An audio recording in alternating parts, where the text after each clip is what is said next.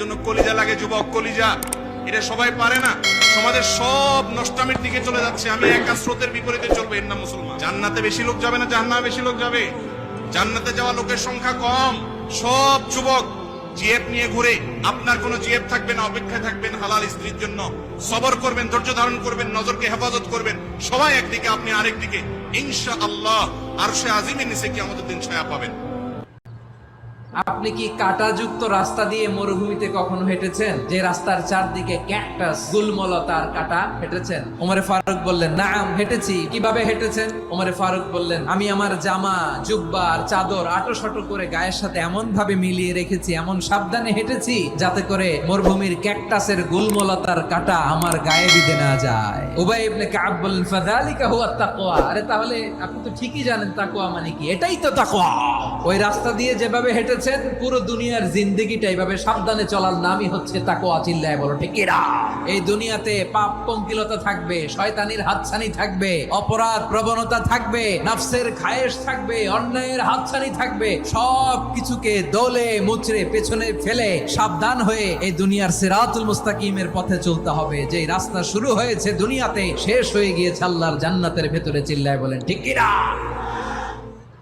কোরআনুল কারীমের মধ্যে আছে বাপ, কোরআনুল কারীমের মধ্যে আছে আল্লাহ তাআলা বান্দাকে জিজ্ঞেস করবে, বান্দা হাসরের ময়দানে তুল্লা, কবর থেকে যখন হাসরের ময়দানে উঠাবে তো নাফরমান বান্দাকে জিজ্ঞেস করবে, আল্লাহর বান্দাকে আল্লাহ জিজ্ঞেস করবে, কতদিন ছিলা দুনিয়া? তো বান্দা বলবে, লাবিসনা ইয়াওমান আও বা'দা ইয়াওম। আল্লাহ দুনিয়াতে ছিলাম হয়তো 24 ঘন্টা, একদিন, অথবা তার চাইতে কম, 18 ঘন্টা, 12 ঘন্টা, 14 ঘন্টা। এই 60 বছর মনে হবে হাসরের ময়দানে দাঁড়াইয়েই মনে হবে আমি যেন 60 বছর 70 বছর দুনিয়া, মনে হবে যেন 24 ঘন্টা বা তার চাইতে কম। আখিরাত তাইলে কত বড়, আখিরাত তাইলে কত বড় বাপ, আখিরাত তাইলে কত বড়। এখানে আল্লাহ পাক বলছেন, মানুষের মধ্যে কিছু মানুষ আছে যারা তাদের নফসটাকে আল্লাহর সন্তুষ্টির জন্য বিক্রি করে দিয়েছে। মানে তাদের জীবনের মূল থিমটাই হচ্ছে আল্লাহ পাকের সন্তুষ্টি অর্জন। কোনো কিছুকেই তারা আল্লাহ সন্তুষ্টির উপর প্রাধান্য দিবে না। যদি কোটি টাকার অফার আসে হারাম, সে সেটা রিজেক্ট করবে, আল্লাহ নারাজ হবে। একটা সুন্দরী মেয়ের জেনার অফার করে, সে রিজেক্ট করবে, কারণ সে আল্লাহকে ভয় করে।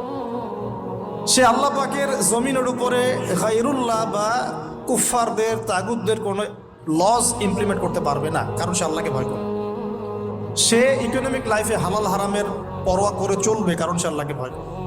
সে তার পরিবারে পর্দা এস্টাবলিশ করবে, বিকজ সে আল্লাহকে ভয় করে। মানে মাই ইয়াশরি নাফসাহু ইবতিগা মারদাতিল্লাহ। এই মানুষগুলো সম্পর্কে আল্লাহ বলছেন, ওয়াল্লাহু রাউফুম বিল ইবাদ। এই মানুষগুলোর প্রতি আল্লাহ পাক রাউফ হবেন,